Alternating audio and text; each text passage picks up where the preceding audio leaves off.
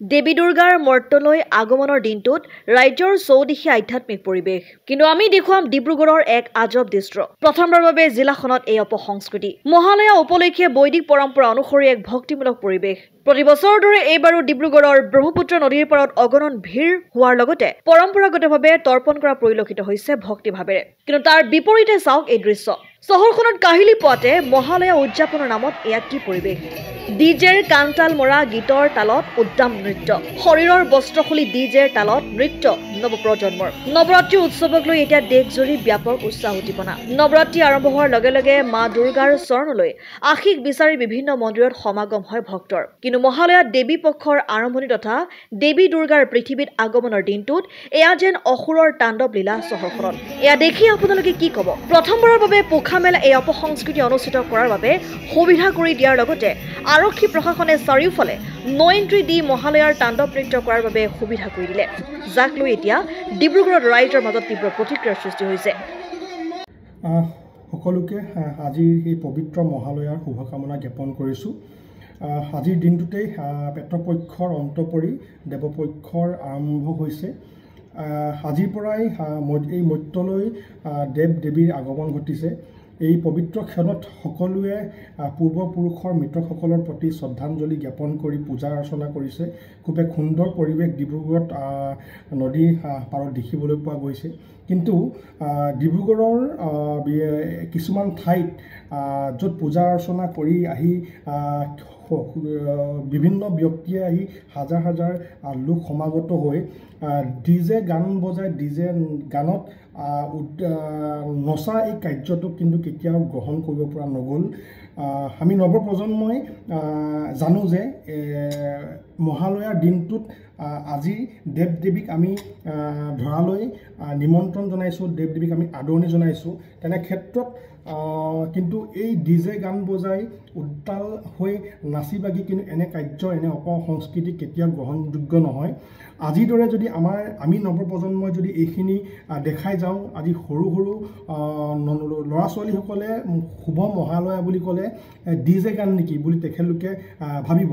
গতিকে এনেকুৱা দেখিবলৈ পোৱা গৈছে যে নৱপ্ৰজন্মই যদি আজি সামাজিক মাধ্যমত যদি ফটো এখন দিছে, পুৱাৰ ভাগত কিন্তু নচা সেই ডিজে গানটোৰ নচা ভিডিঅ' বা ফটোহে দিছে। কিন্তু মহালয়াত যে নদীৰ পাৰত গৈ মৃতকসকলক শ্ৰদ্ধাঞ্জলি জ্ঞাপন কৰিছে, পূজা অৰ্চনা কৰিছে, তেনে কিন্তু ফটো বা ভিডিঅ' কিন্তু একাংশৰ সামাজিক মাধ্যমত দেখিবলৈ পোৱা যোৱা নাই।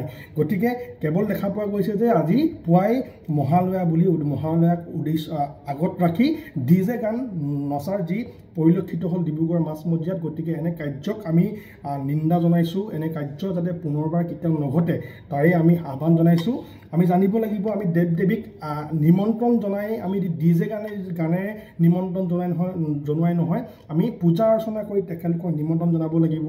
মৃতকসকলক আমি শ্ৰদ্ধাঞ্জলি জ্ঞাপন কৰিছোঁ। মৃতকসকলক শ্ৰদ্ধাঞ্জলি জ্ঞাপন কি আমি ডিজে গান বজাই কৰোঁ নেকি? গতিকে এনেধৰণৰ কিছুমান কথা বতৰাত চা চিন্তা কৰিবৰ কাৰণে আমি আহ্বান জনাইছোঁ। আৰু ডিব্ৰুগড়ৰ যিসকল জ্যেষ্ঠ ব্যক্তিয়ে, জ্যেষ্ঠ যিসকল নাগৰিককো এইসমূহ ক্ষেত্ৰত আমাৰ দৰে নৱপ্ৰজন্মসকলক বাট দেখুৱাবৰ কাৰণে বা এনে অপসংস্কৃতিক বন্ধ কৰিবৰ কাৰণে আমি অকণমান হ'লেও মাত মাতিবৰ কাৰণে আমি আহ্বান জনাইছোঁ।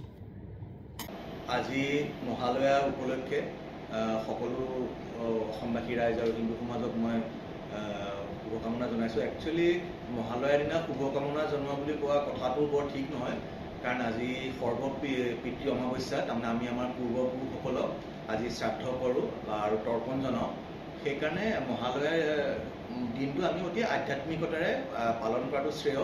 তাৰোপৰি মাৰ্কেণ্ড পুৰাণত উল্লেখ থকা অনুসৰি মা দুৰ্গা নিজৰ মাকৰ ঘৰ কৈলাশ পৰ্বতৰ পৰা আজিৰ দিনটোতে আমাৰ ধৰণীলৈ নামি আহে। গতিকে আমি মহালয়াটো আজি উদযাপন কৰোঁ। কিন্তু আজি আমি ডিব্ৰুগড় চহৰত দেখিলোঁ যে মহালয়া উদযাপনৰ নামত ডিজে বজাই পশ্চিমীয়া সংস্কৃতিৰ যিটো পয়োভৰ আমি ৰাজপথত দেখিলোঁ, সেইটো আমি কওঁ যে মহালয়াৰ দিনা সেইটো একদমেই গ্ৰহণযোগ্য নহয়। কাৰণ আজিৰ দিনটো এটা আধ্যাত্মিকতাৰ দিন। আজি আমি পিতৃপুৰুষক তৰ্পণ কৰোঁ, শ্ৰাদ্ধ কৰোঁ। তেনেকুৱা এটা দিনত আপোনাৰ ডিজে বজাই পশ্চিমীয়া সুৰত উচ্চ স্বৰত গান বজোৱাটো এইটো গ্ৰহণযোগ্য নহয়।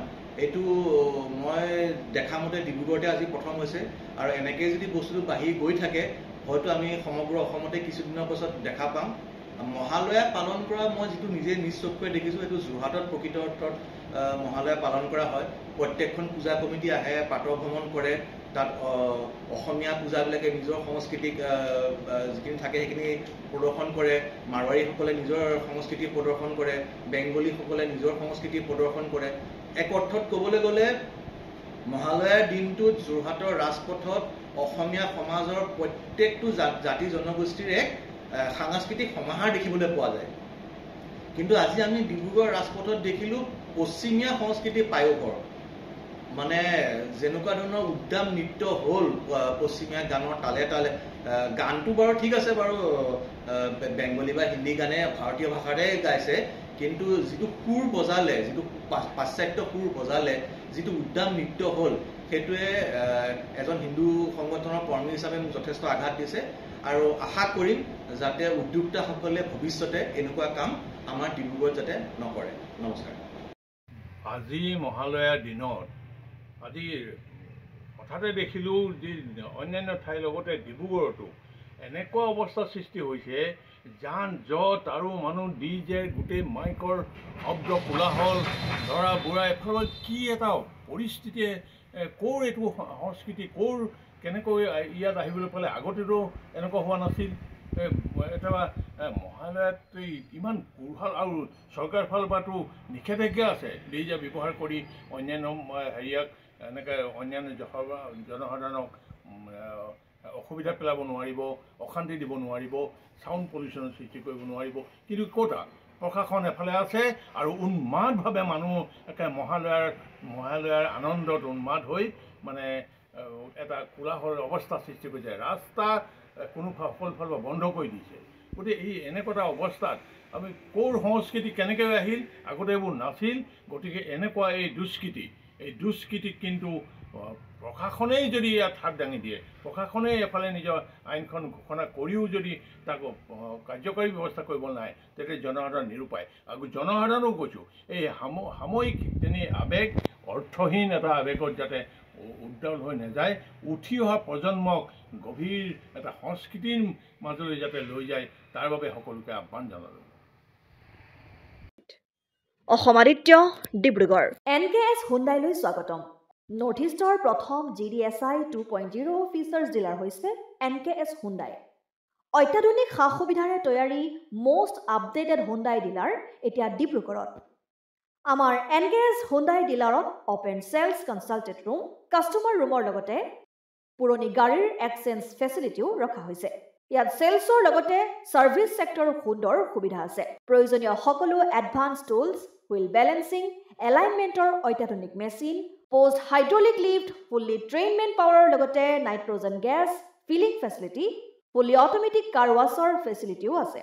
লগতে NKS হুণ্ডাই ডিলাৰে কাষ্টমাৰসকলৰ সুবিধাৰ্থে মোবাইল ছাৰ্ভিচ ভেনৰো ব্যৱস্থা ৰাখিছে, য'ত হাইড্ৰলিক লিফ্ট, ৱাশ্বিং facility, wheel balancing, tyre pressure check কৰাৰ লগতে বহুখিনি সুবিধাই উপলব্ধ আছে। NKS হুণ্ডাইলৈ আহক আৰু সুবিধাসমূহ গ্ৰহণ কৰক।